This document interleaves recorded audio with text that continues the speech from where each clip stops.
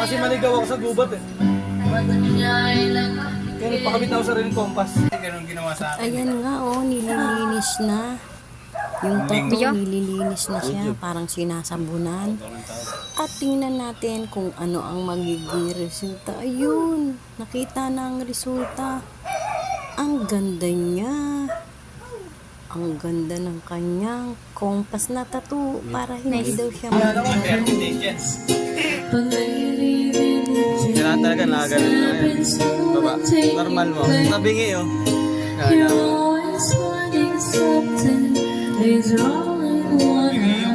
lang yan, sa kamay yan eh. Hindi talaga arrange na. Nabingi oh. Komang, sige balik, komang.